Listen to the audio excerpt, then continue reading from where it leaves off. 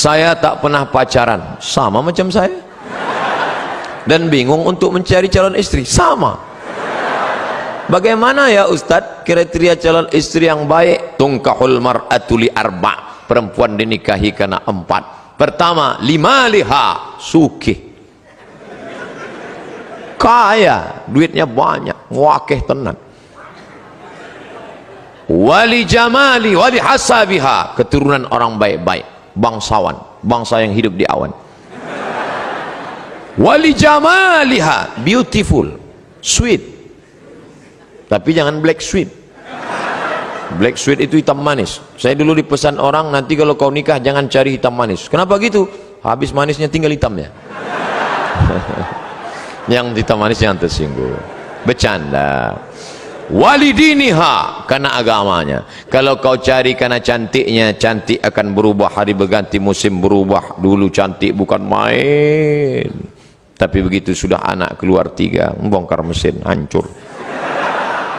Kalau kau carikan hartanya, dulu karena cincinnya banyak, hari ini dia berubah, harta tak ada lagi, akhirnya kau benci. Kau cari karena sukunya, berapa banyak yang dikeluarkan dari suku, dicopot gelar kehormatan karena melanggar pantangan suku. Tapi kau carilah karena sesuatu yang tak lekang, karena lupa pula, tak lapuk karena hujan, tak lekang karena panas, itulah karena agamanya. Jangan kau cari terlalu cantik, nanti dituduh orang kau pakai pelet. Jangan kau cari terlalu jelek, nanti kau malu bawa dia kondangan.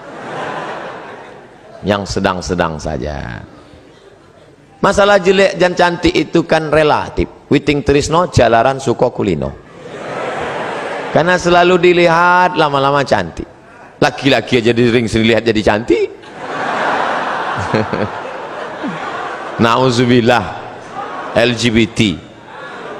Oleh sebab itu kau cari, dan selagi kuliah nggak usah mikirin itu dulu. Pokoknya kau kuliah aja, nanti setelah kau berhasil ngantri mereka datang. Saya aja yang sudah punya anak, sudah nikah, banyak yang mau jadi yang kedua.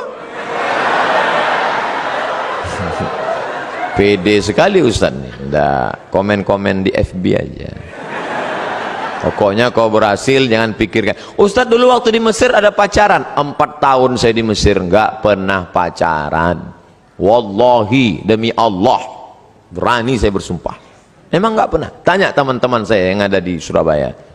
Ustadz Somad dulu waktu di Mesir pacaran? Enggak. Kenapa? Nggak dapat. Persaingan ketat.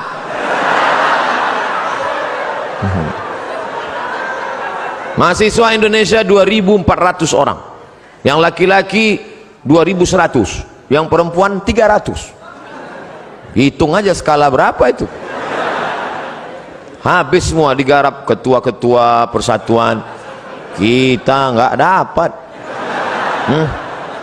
Pokoknya sedih lah, nggak ada apa-apanya ketika cinta bertasbih.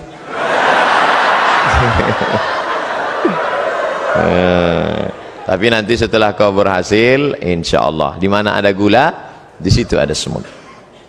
Ustadz, cara berdakwah yang baik kepada pemuda yang belum paham syariat Islam itu gimana? Aku tidak mengerti syariat Islam.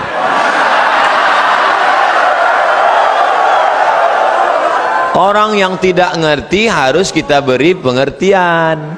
Jangan kita ejek, jangan kita caci maki, mesti kita ajari. Oh, Ustadz Somad itu berdakwah. Ustadz Somad tidak berdakwah. Ustadz Somad hanya cerita-cerita di depan orang baik-baik. Betul?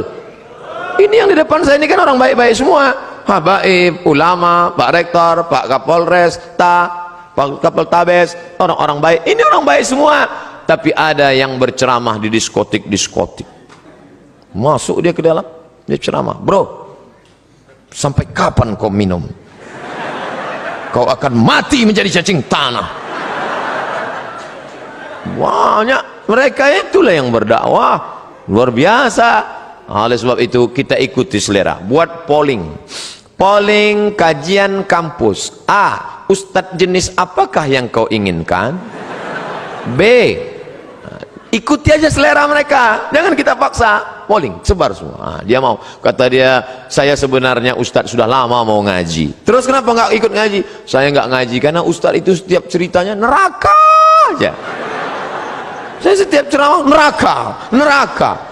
Saya maunya bagaimana membangkitkan motivasi belajar. Oh, kalau gitu panggil motivator.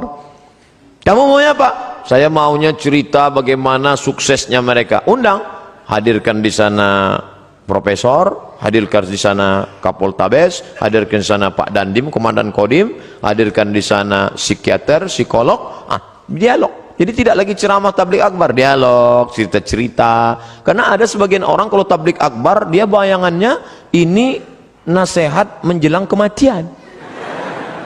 Dia takut. Nah, ikuti mereka. Kumpulkan nanti anak-anak muda yang belum ngaji, anak-anak muda hadir semua. Kita tidak ada pengajian insya Allah, hanya praktek langsung. Praktek apa? Penyelenggaraan jenazah. Nah, mantap itu. Penyelenggaraan jenazah ini modalnya besar Pak Ustadz. Kita harus sewa patung untuk mandi. Nggak usah, modalnya cuma kapur barus sama kain putih sama kapas aja. Terus praktek mandinya gimana? Yang nakal-nakal tuh mandikan. Kasih celana dari pinggang sampai lutut, mandi. Pinjam semprot dorsmir, mandikan. Gali tanah, aku kuburkan. Gulung, setelah gulung, siapa yang bandel-bandel, yang preman-preman, gulung, letakkan dia situ. Yakin saya, menangis. Usolli ala hazihil janazah arba'ah takbiratin fardul kifayah. Allahu Akbar, Al-Fatihah, Allahu Akbar, salawat, Allahu Akbar, Allahumma firlahu warhamhu wa'afihi wa'afu anhu. Udah, tangan dia kan gini, timbun, baru dia tahu rasanya mati. Wah, gladinya aja gitu kata dia, apalagi seriusnya nanti. Insya Allah banyak yang berubah. Sekarang banyak penyelenggaraan jenazah, yang ikut orang tua. Kalau ada penyelenggaraan jenazah di masjid, orang tua nggak usah ikut, karena dia yang mau dimandikan nanti.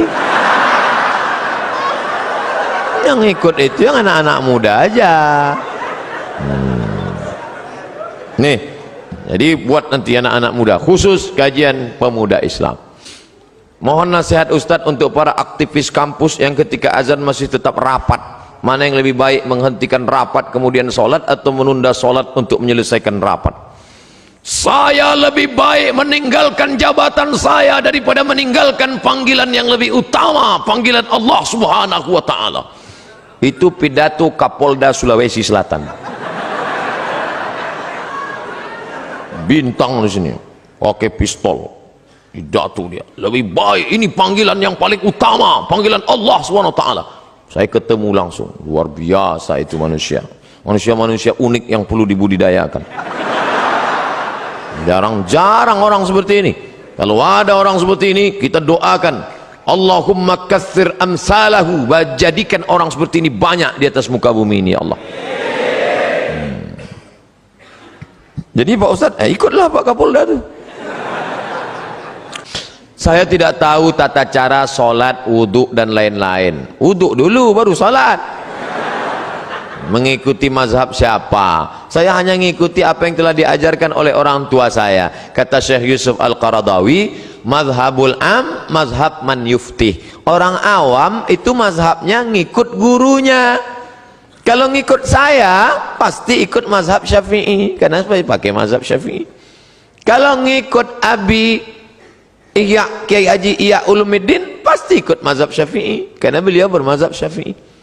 Kalau ikut Muhammadiyah Pak Ustadz, majelis tarjih. Muhammadiyah punya majelis namanya tarjih. Kadang mentarjihkan mazhab Hanafi, kadang mentarjihkan mazhab Maliki. Jadi ikut aja guru. Yang penting guru itu benar, yang layak digugu dan ditiru. Guru saya tuh Pak Ustadz, sholatnya pejam mata aja. Itu nggak ada. Itu mazhab apa itu? Hayya 'alas shalah, pejam mata aja. Habis itu sudah. Wah, itu nggak benar. Carilah guru yang benar. Alaikum bisunnati, yang mengikuti sunnah Nabi Muhammad sallallahu alaihi wasallam. Ustadz, saya tidak tahu apa boleh ketika orang diberikan amanah namun karena merasa belum kuat menerima amanah, jadilah seseorang itu menolaknya. Ada yang meminta amanah kepada Nabi, namanya Abu Dzar Al-Ghifari. Istamilni ya Rasulullah, angkatlah aku jadi amil ya Rasulullah. Apa kata Nabi? Innaka la dhaif, engkau orangnya lemah, sedangkan amanah ini kuat. Orang yang layak menerima amanah sifatnya dua, sudah dibacakan oleh Pak Rektor. Inna khaira man ista'jartal qawiyyul amin. Yang layak orang yang kuat dan amanah. Ada orangnya kuat tapi tidak amanah, ada orangnya amanah tapi tidak kuat. Yang lebih parah, sudahlah tidak kuat tak pula amanah. Letoy, loyo, lesu, pembohong, penipu. Ini na'udzubillah. Mudah-mudahan kita menjadi anak-anakku sekalian, sehat badannya, sehat fisiknya, olahraganya mantap, berenangnya rajin, puasa sunatnya oke, kalian orang-orang yang amanah, dan kalian pula orang yang kuat insyaallah. Makanya olahraga terus. Alhamdulillah Pak Ustadz, kami setiap sore Ahad tuh main futsal dari jam 3 sampai jam 8 malam. Terus asar sama maghrib nggak sholat. Ini nggak benar juga. Jadi sesuaikanlah. Saya diberi jamaah busur panah, ada di kamar saya gantung busur panah. Bagus tuh olahraga memanah. Kemudian silat. Ini di Jawa Timur kan banyak itu pesilat-pesilat tangguh. Ustadz bisa silat? Silat lidah bisa. Ustadz, saya mau tanya, apakah di akhirat kalau kita masuk surga kita bisa mencium tangan Rasulullah SAW? Tidak hanya memandang wajahnya, tapi juga memeluk Nabi. Apakah bisa? Lalu bagaimana dengan orang yang masuk neraka? Datang orang berkulit hitam memeluk Nabi, dipeluk Nabi. Lalu kata Nabi, kamu meluk kenapa? Aku ini berkulit hitam ya Rasulullah, aku budak hamba saya, amalku tidak banyak, aku tidak yakin nanti di surga bisa memeluk engkau. Apa kata Nabi? Al-mar'u ma'aman ahab, orang akan bersama dengan siapa yang dia cintai. Jadi kalau kita cinta dengan Nabi, kita ikuti sunnah Nabi, tak kita tinggalkan, maka kita insya Allah akan bersama dengan Nabi SAW. Apakah layak kami mencium Nabi padahal hidung kami lebih banyak mencium yang haram? Apakah kami layak melihat Nabi padahal mata kami lebih banyak menengok yang haram? Apakah kami layak mendengarkan kata-kata Nabi padahal telinga kami lebih banyak mendengar yang haram? Apakah lebih layak tangan kami ini bersalaman dengan Nabi? Hanya satu saja yang bisa kita mintakan, astaghfirullahalazim. Yang punya masa lalu banyak silap salah, taubat nasuha, mudah-mudahan kita bisa berjumpa dengan Nabi Muhammad SAW. Bagaimana dengan yang masuk neraka? Man qala la ilaha illallah dakhalal jannah. Siapa yang bersyahadat la ilaha illallah Muhammad Rasulullah, dakhalal jannah, mlebu nang surga. Siapa saja yang bersyahadat masuk surga. Wa in zana wa in sarak, walaupun dia berzina, walaupun dia mencuri, wa in zana wa in sarak, berzina, mencuri, tetap masuk surga. Enak sekali. Berzina, mencuri masuk surga? Iya, cuman masuknya kapan? Ada yang masuknya langsung direct, tapi ada yang transit. Makanya kita berdoa 7 kali, Allahumma ajirna minan nar, Allahumma ajirna minan nar, Allahumma ajirna minan nar, Allahumma ajirna minan nar, Allahumma ajirna minan nar, Allahumma ajirna minan nar, Allahumma ajirna minan nar. Selamatkan kami dari neraka. Jangan minta masuk surga, karena semua umat Muhammad masuk surga, tapi mintalah jauh dari neraka, karena tidak semua selamat dari neraka. Rabbana atina fid dunya hasanah wa fil akhirati hasanah wa qina adzabannar. Ilahi las tulil firdaus si ahla. Ilahi, ya Allah, lastu, aku tidak layak, lil firdaus, masuk dalam surga, wala aqwa ala naril jahimi, aku juga tak layak masuk. Aku tak bisa masuk surga, tapi aku pula tak kuat masuk neraka. Wala aqwa, aku tidak kuat ala naril jahim, masuk neraka. Zunubi mislu adadir rimali. Zunubi, dosa-dosaku, mislu adadir rimali, sebanyak buih di pantai. Banyak rimal, pasir di pantai.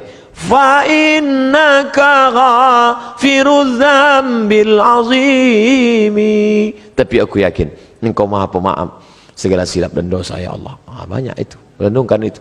Meneteskan air mata. Nanti malam sholat. Baca itu. Mau nangis bapak di samping tempat tidur, nangis. Sampai Mas, sampeannya apa? Tetap dia nangis gak berhenti. Kenapa Mas? Ingat mantan. Melayang bantal.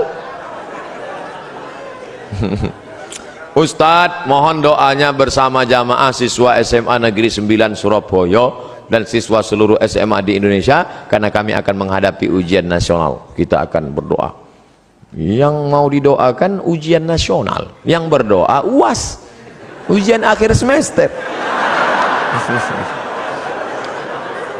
Insyaallah di akhir majelis kita doa. Yang baca doa Ustadz Abdul Somad, tapi doa itu dikabulkan Allah karena para habaib kita, keturunan-keturunan Rasulullah, para kiai yang lidahnya tak pernah berhenti berzikir, ibu-ibu yang amanah, aminah, istiqamah. Maka nanti kita berdoa di akhir majelis, mudah-mudahan anak-anak kita lulus semua insyaallah.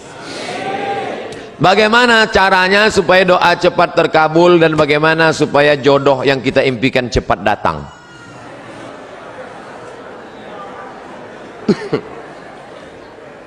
Tidak ada doa yang tidak dikabulkan Allah. Semua doa dikabulkan Allah. Orang yang merasa doanya tidak dikabulkan Allah, dia sudah suudzon pada Allah. Pertama, ada yang doa itu cash and carry, langsung. Dua, ada doa itu ditunda Allah karena ini belum layak. Sama seperti anak minta pisau, minta pisau, minta pisau, belum layak. Nanti kalau ku kasih kau luka. Ini orang belum layak dikasih mobil. Nanti kalau dikasih mobil malah nggak sholat. Dulu waktu masih pakai motor sholat, habis dikasih mobil, sholatnya Idul Fitri sama Idul Adha. Ilmunya belum sampai.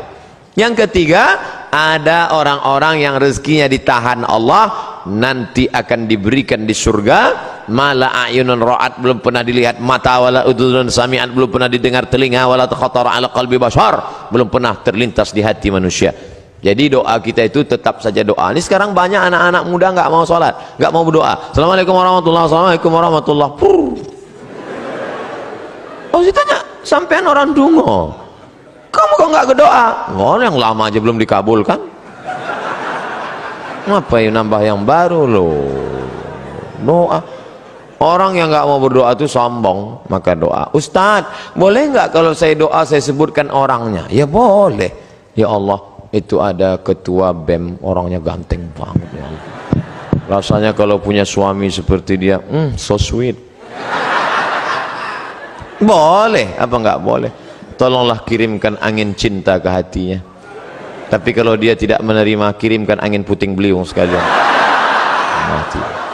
Jangan, nggak boleh doa yang nggak baik. Andai dia tidak bersudi berterima, maka berilah yang lebih baik daripada dia insyaallah. Maka kita minta pada Allah bukan yang kita mau, tapi yang dikehendaki Allah Subhanahu wa taala. Makanya bapak-bapak kadang kalau dia nikah, istrinya biasa-biasa aja. Pas ditanya sama orang, "Pak, istri si Bapak?" "Iya." "Bapak ganteng kok bisa yang gitu?" Itu yang paling indah menurut Allah. Itu artinya gagal dengan yang ayat itu. Aku tidak melihat engkau, yang kulihat adalah orang yang sudah mengirimkan engkau. Datang utusan presiden, kita tidak lihat dia, yang kita lihat yang mengutusnya.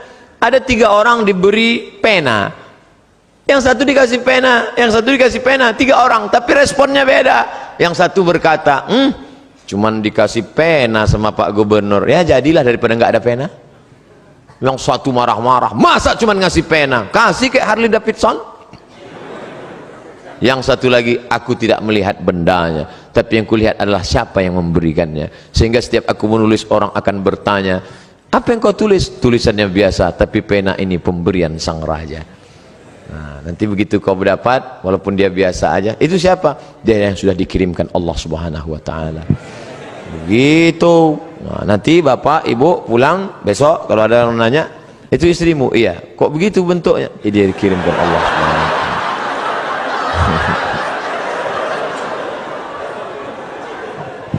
Jangan pernah kau berhenti bosan berdoa kepada Allah Subhanahu wa taala, tapi tetap ada usaha. Itu ada kiai, santrinya banyak, ya pendekatan lah kiai. Ustaz, saya sudah ditolak calon mertua saya, gimana caranya? Jangan kamu sendiri ngadap ke sana. Kamu sendiri ngadap selengean celana sobek. Pakai kap 70. Ya nggak mau dia. Coba bawa.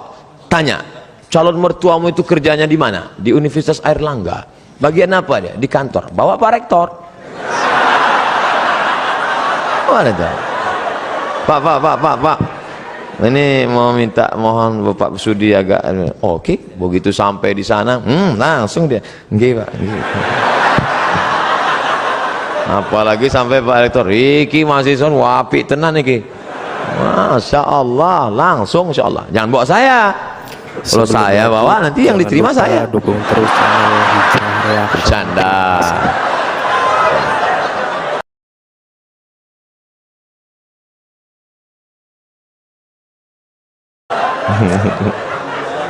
Ustadz, saya punya pertanyaan Ustadz, bagaimana caranya agar kita ikhlas dan kuat ketika kita ditinggalkan oleh kedua orang tua kita menghadap Sang Ilahi?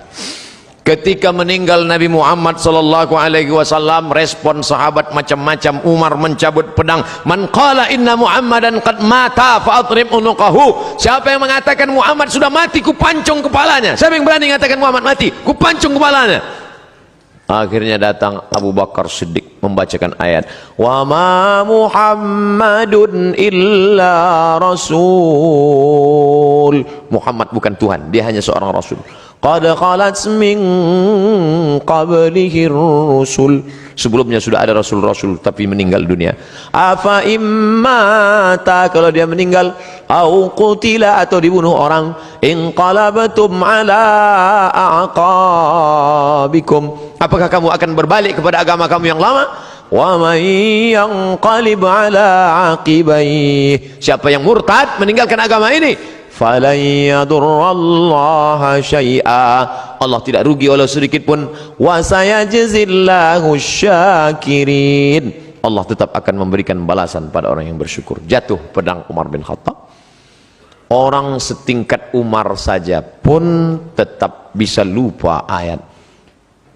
Hari ini Abdul Somad yang menasihati, sabar ya, tapi ketika musibah itu datang, as-sabru inda sadmatil ula, sabar itu datang pada pukulan yang pertama, maka balikkan pada Allah. Ini ujian, sabar. Ayah kita meninggal, ibu kita meninggal, sabar. Memang berat, terasa lembut lunak tanah itu dipijak, terasa gempa bumi, tapi datang kawan-kawan menyabarkan. Alladzina idza asabathum musibah qalu inna lillahi wa inna ilaihi raji'un. Ini bukan punya kita, ini punya Allah.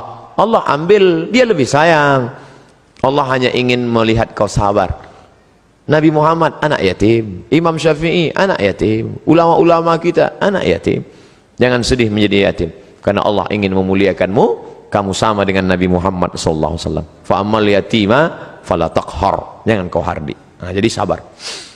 Makanya banyak kita lihat suami-suami yang ketika istrinya meninggal sabar dia. Tak ada dia menangis. Setetes pun air matanya tak ada menangis. Bapak enggak sedih, Pak? Itu pinjaman dari Allah, Pak Ustaz. Sampai akhirnya Allah mengambil. Apa yang mesti saya sedihkan? Ustaz nih kalau cerita selalu enggak enak aja. Oke, kita balik. Sekarang kita balik suami yang meninggal. Ibu tuh nggak nangis. Banyak orang heran, ibu nggak nangis. Enggak, Pak Ustadz. Kenapa? Udah lama aku tunggu.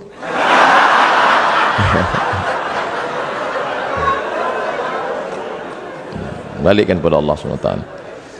Bagaimana pandangan dan pendapat Ustadz tentang jaringan Islam liberal yang sudah mulai marak di Indonesia dan saat ini mulai masuk ke kerohanian SKI sekolah-sekolah. Jadi ada di Jawa Timur, Pondok Pesantren Ponorogo, Gontor, Darussalam punya anak namanya Dr. Fahmi Zarkashi. Itu ketua daripada MIUMI, Majelis Intelektual Muda Ulama Muda Indonesia. Mereka ini punya namanya INSIS, bukan ISIS, INSIS, INSIST. Ini yang konsen dalam masalah mengcounter liberal. Jadi adik-adik nanti buat kajian, undang mereka. Cuman mereka tidak model ceramah begini, pakai makalah serius, pakai infokus. Nanti undang. Ada namanya Dr.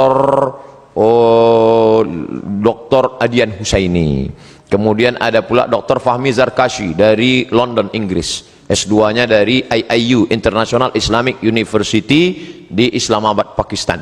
Ada lagi dapat doktor 2, satu dari Bonn, Jerman, yang satu lagi dari Istak, murid langsung dari Profesor Dr. Naqib Al-Attas yang ada di Malaysia.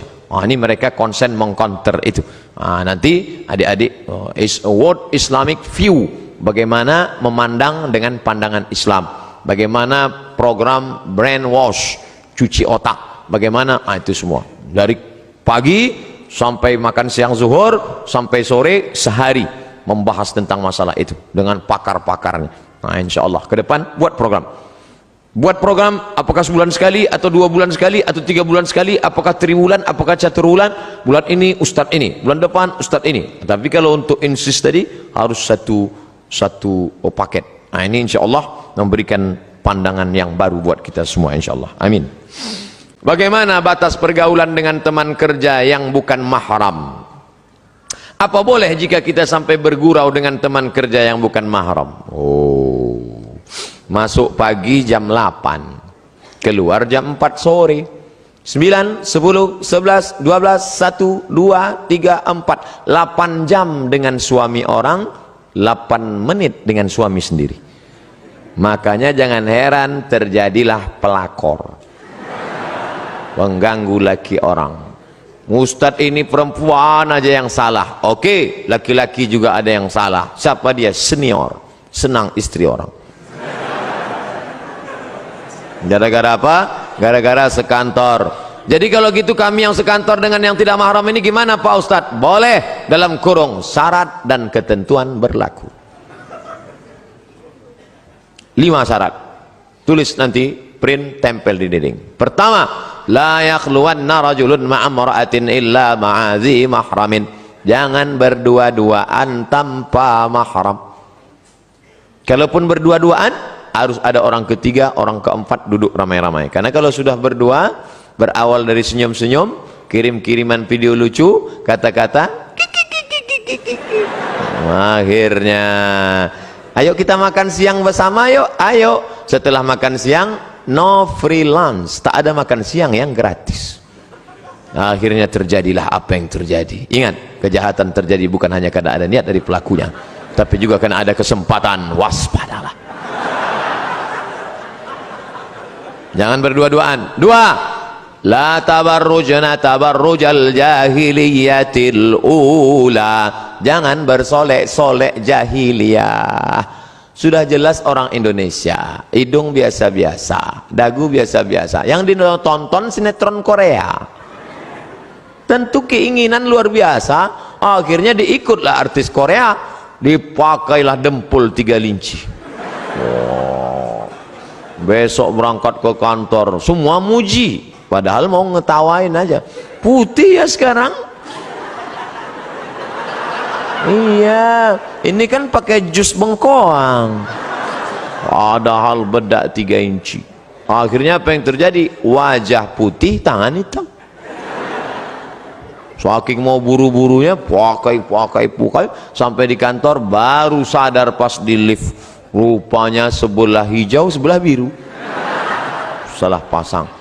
Jangan bersolek jahiliyah. Yang ketiga, la yadribna bi arjulihinna. Jangan memukulkan kaki ke lantai karena kakinya dibeli gelang, kaki gemerincing, akhirnya batang kerincing. Kalau saya sedang ceramah lewat dia, nggak ada satupun yang melihat saya, semua ngelihat dia. Ceramah. 4, La takhda'na bil qaul, jangan bersuara mendayu-dayu, mendesah-desah. Biasa aja bersuara, jangan sampai mendayu walaupun sekantor sama dia. Gimana laporan saya? Iya Pak, siapa? Ya, siapa?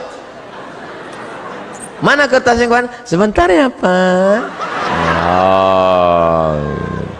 Di HP pun jangan. Di HP itu banyak perselingkuhan gara-gara itu. Assalamualaikum. Waalaikumsalam. Di mana ini? Universitas Airlangga Surabaya. Ya, kok ibu seram sekali? Ya, salah sambung. Mati kan? Gitu. Yang lemah gemulai. Karena ada laki-laki, la takhda'na bil qaul, jangan kau bersuara mendayu-dayu, mendesah-desah. Kenapa? Yatma'allazi fi qalbihi marad. Ada laki-laki yang dalam hatinya penyakit, kalau didengarnya suara mendesah dia langsung error.